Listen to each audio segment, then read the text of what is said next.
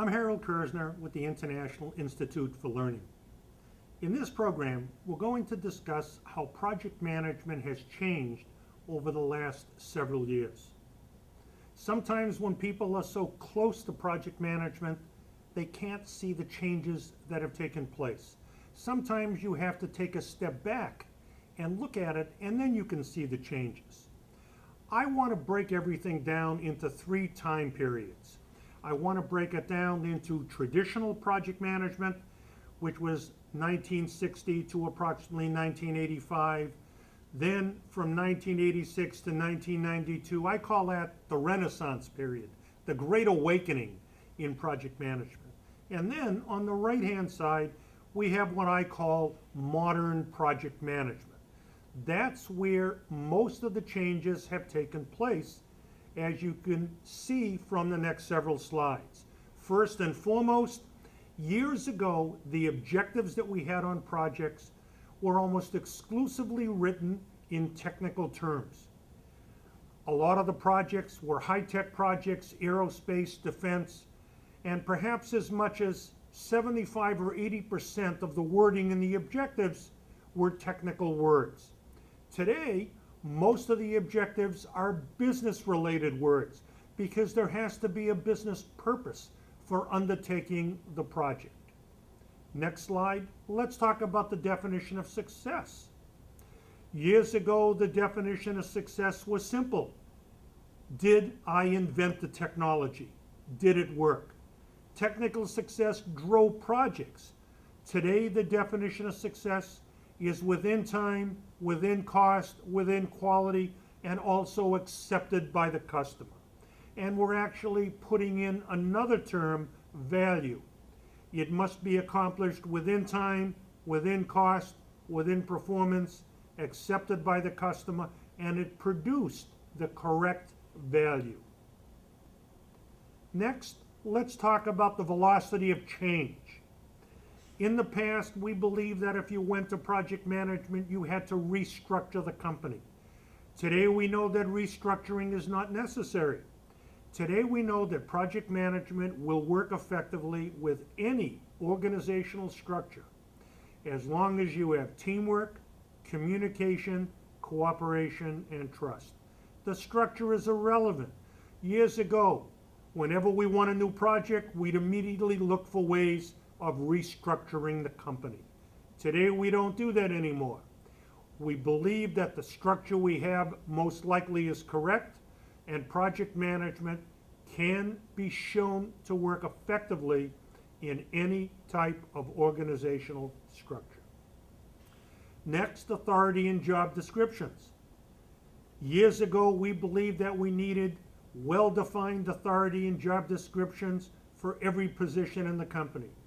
But we soon found that project management didn't fall into this groove. We couldn't take project management and write well-defined job descriptions that clearly differentiated between pay grades.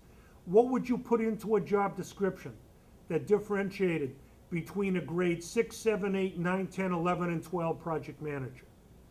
Today we're going to competency models. We're going to project charters. We're looking at alternatives to solve the problem with how to create job descriptions that apply to all possible project managers.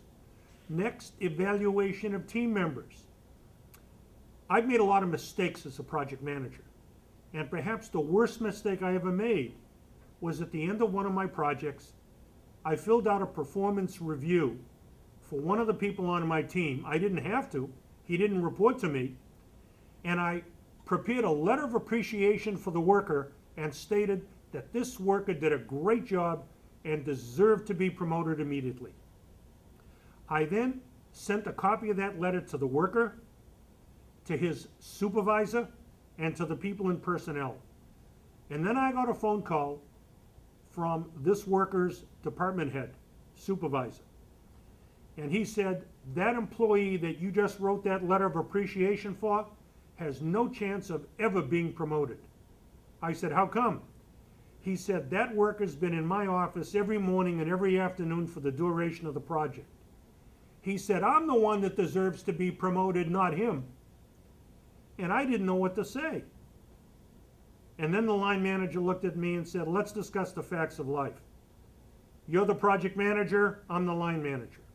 You manage the project, I manage the line. I don't tell you how to manage the project, and you don't tell me how to do wage and salary administration. So today, we're very careful on soliciting input from the project manager concerning performance reviews and evaluation of team members. Accountability. Years ago, accountability rested entirely with the project manager. It was single person total accountability. Today, accountability for success and failure is shared between the project manager and all of the other line managers that have to provide deliverables and support for that project. Project management skills. Years ago, the only skills needed to be an effective project manager were technical skills. Most of the project managers had advanced degrees in some technical discipline. Today, the skills needed to be an effective project manager are not only project management skills, but skills in risk management, integration, and knowledge of the business. Slowly but surely, we're converting the project manager from a technical subject matter expert to somebody who is more knowledgeable in business. In the past, most project managers were engineers and they believed in reactive management. Engineers, at least the ones I worked with, never believed in preparing a contingency plan. If you asked them, do you have a contingency plan? They'd get very defensive and they'd say, what's wrong with my original plan? Today, because more people are business oriented, they see the importance of developing contingency plans on projects. Executive sponsorship. Years ago, we would have one and only one sponsor on each and every project. Now we have committee sponsors, and we could end up with sponsorship from each major stakeholder group. In the past, if a project failed, we would immediately look for a technical reason for the failure. In other words, was the failure because of poor planning, poor scheduling, poor estimating, or poor cost control? Today, we're beginning to learn that more and more failures are behavioral failures, poor morale, no functional commitment, poor loyalty by the employees. We're beginning to see that behavioral failures are overtaking technical failures.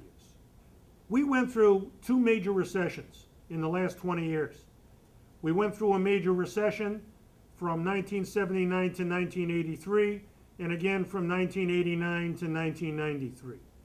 In these two recessions, we began to realize the benefits of project management. You know, recessions do good things for project management. In a recession, people look for new and innovative ways of managing, and project management immediately comes to the surface. In the recession we're in now, as you can see by the bullets on the right-hand side of this slide, we have different elements that have become important. Risk management, the use of a project management office, putting value into the definition of success on a project. Notice we're becoming more refined in project management because of this recession. There's two types of projects. I call them traditional and non-traditional. The traditional type of project is the one that we've worked on for years and years. Traditional projects are 6 to 18 months in length. The assumptions, they're fixed over the duration of the project. Technology is known, and the people that start the project finish the project. And the statement of work, well, it's reasonably well defined. So we feel comfortable that we know exactly what the customer wants.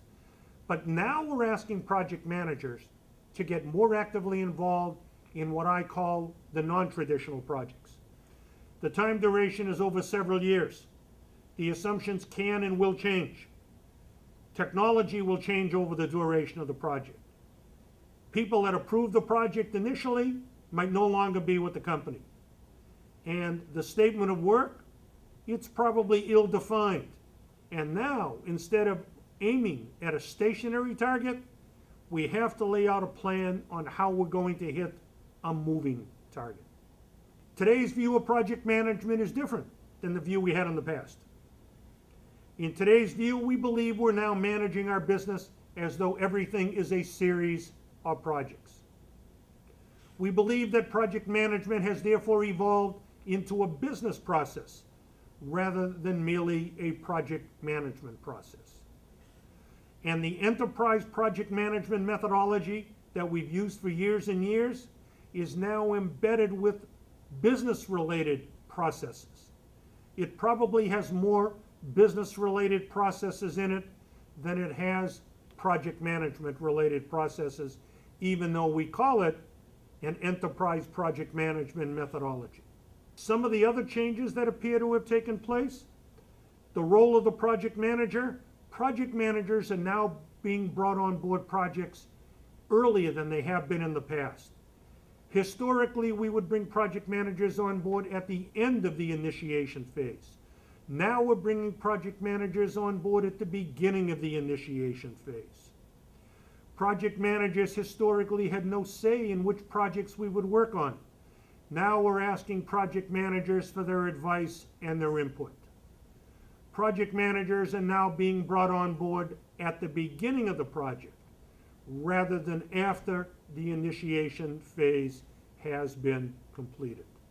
This concludes this program on project management and how it has changed over the years.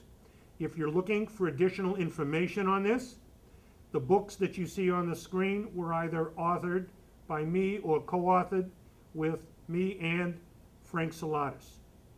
I want to thank you for attending this program. We have other webinars, white papers, and podcasts on these subjects. You can see a listing of these at the International Institute for Learning. The website is iil.com.